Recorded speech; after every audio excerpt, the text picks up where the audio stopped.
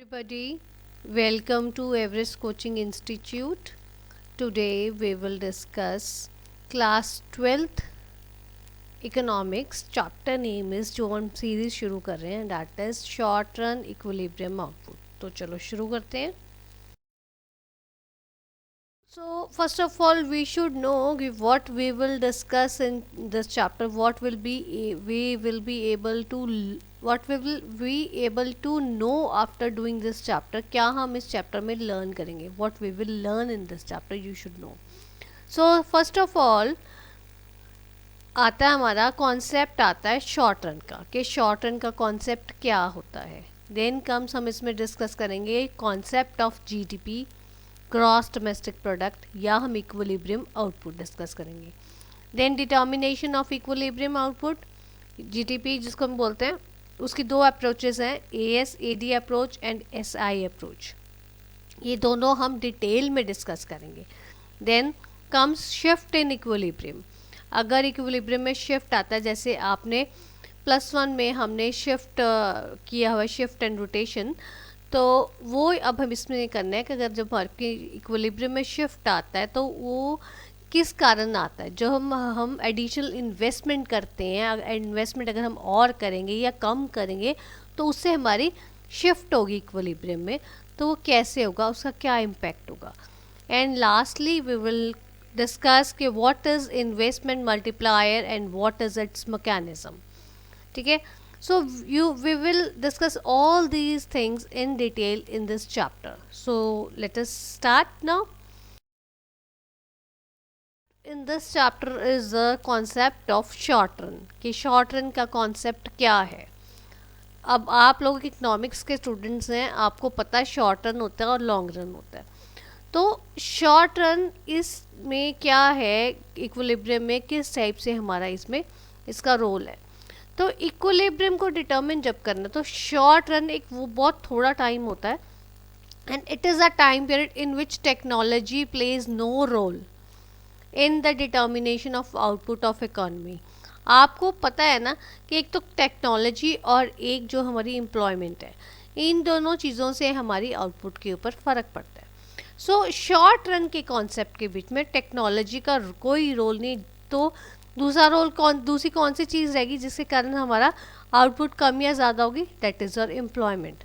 So in short run इतना ऐसा time होता है जिसके बीच में आप अपनी टेक्नोलॉजी को चेंज नहीं कर सकते. लाइक फ्रॉम लेबर इंटेंसिव को आप कैपिटल इंटेंसिव में कन्वर्ट नहीं कर सकते, चेंज नहीं कर सकते.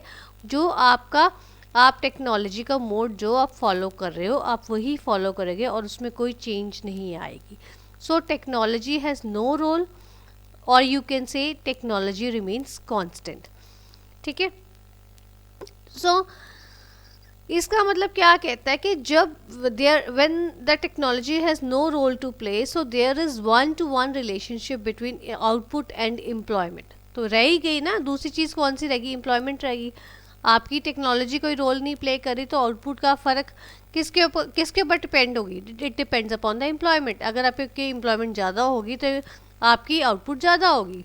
अगर आपकी एम्प्लॉयमेंट कम होगी तो आपकी जो है आउटपुट भी कम होगी. इसीलिए आप कह सकते हो, अगर आपकी एम्प्लॉयमेंट को अगर आप पहले जितनी थी उससे अगर आप डबल कर देते हो, देन द आउटपुट जो है आपकी वो भी आपकी डबल हो जाएगी. क्यों?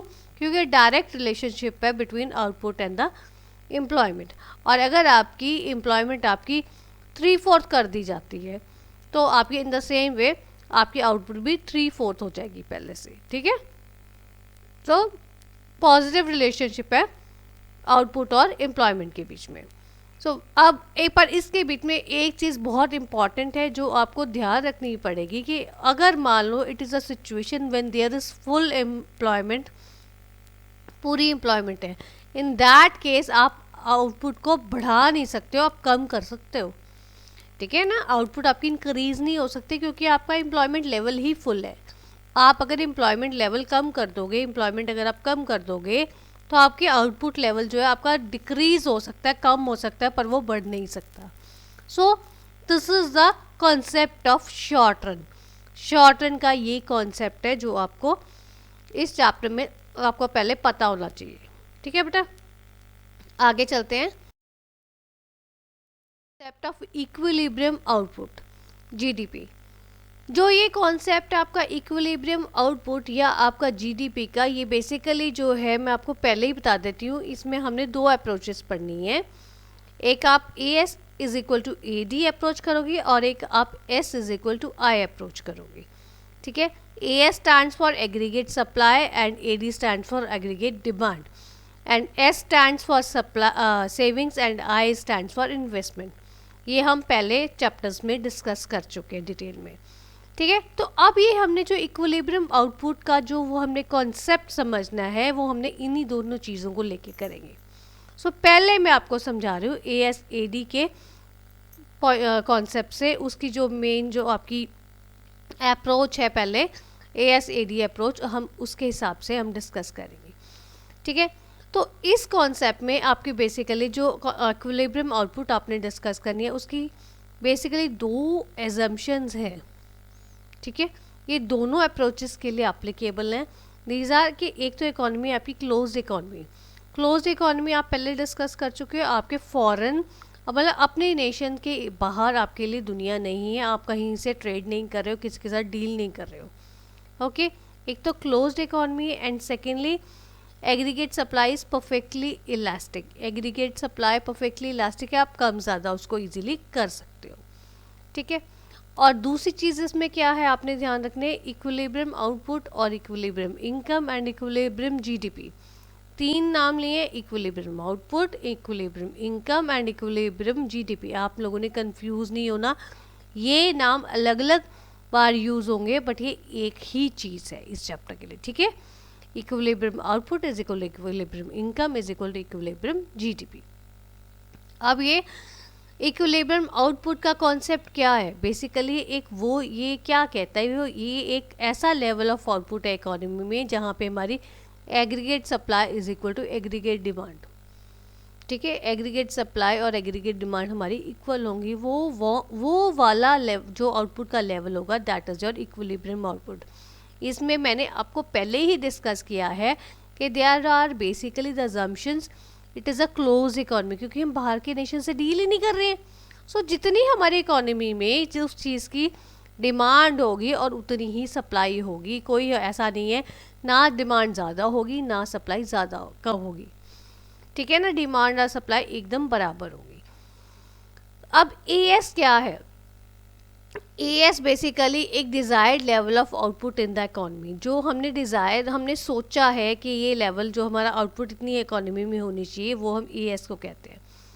Basically it is the level of GDP that the producers wish to produce. ये चीज़ को ध्यान रखना, इसको हम जो है एक वो जीडीपी का एक वो लेवल है जो प्रोड्यूसर्स विश करते हैं कि हमें इतना प्रोड्यूस करना चाहिए, या वो प्लानिंग करते हैं कि हमें इतना प्रोड्यूस करना चाहिए एक साल के बीच में।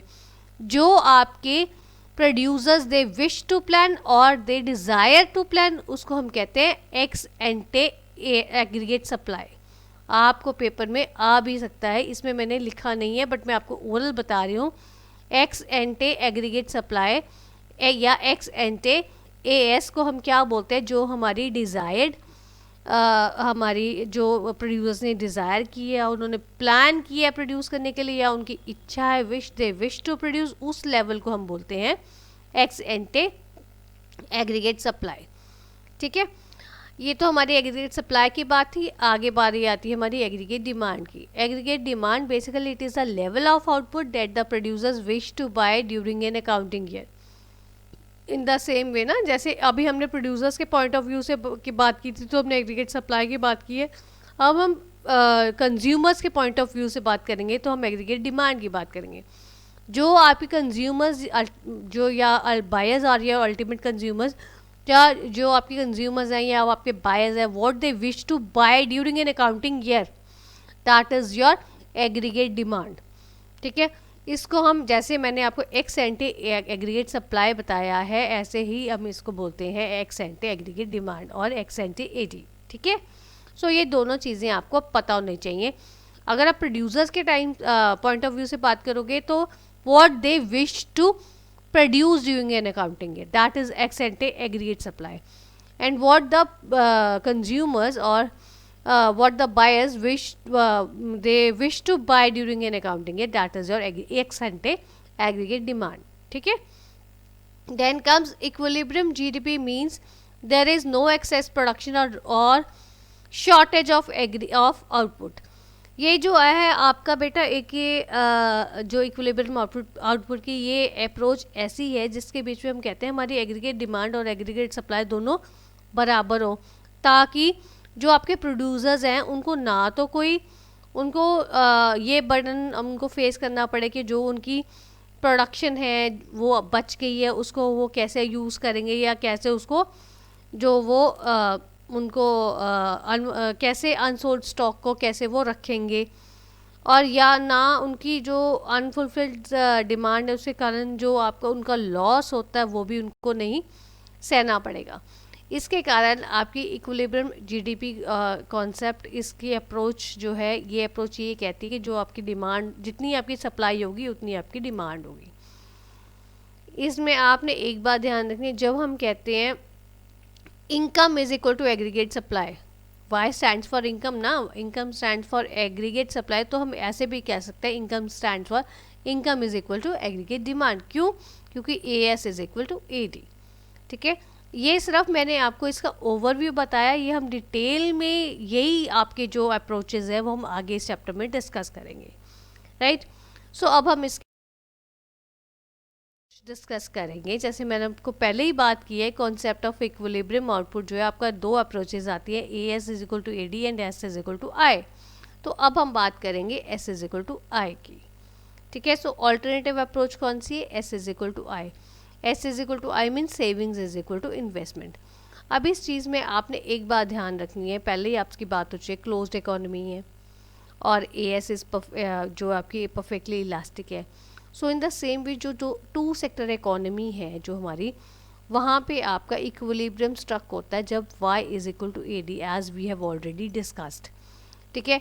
सो y is equal to A D, income is equal to aggregate supply, और दूसरा है कि income is equal to consumption plus savings. हम ये ऑलरेडी डिस्कस कर चुके हैं पिछले चैप्टर्स में. सो इसका मतलब एग्रीगेट डिमांड जो है आपकी वो जो है कंजम्पशन और इन्वेस्टमेंट के इक्वल की है. ये हमने अभी जो लास्ट चैप्टर हमने डिस्कस किया, हमने उसमें पूरा का पूरा चैप्टर हमने फिनिश किया जो हमने उसमें हमने डिस्कस किया. ठीक है. सो इसका मतलब जब आप इन दोनों इक्वेशंस को इक्वेट करते हो, आप y is equal to C plus S है और y is equal to A D है, और ए डी जो है आपका सी प्लस आई है. अगर आप वैल्यूज पुट करोगे ए डी की जगह C plus I mean C plus S is equal to C plus I. इसको जब आप पूरा इक्वेट करते हो, ये वैल्यूज़ को जो है आपकी ये वाली ए डी की वैल्यू आप y की जगह इसमें डालते हो और जब आप इनको इक्वेट करते हो तो आपका आंसर आ जाएगा इक्विलिब्रियम का कैसे स्ट्रक कहाँ पे स्ट्रक होगा, जब हमारे आपकी S is equal to Y है और savings is equal to investment है. ठीक है. पूरा डिटेल में हम लोग ये चैप्टर को ये इन चीज़ों को इस चैप्टर में आगे डिस्कस करेंगे. ठीक है बेटा. About today's video. If you find any difficulty, you are most welcome to give your feedback in the comment box. Thanks for watching.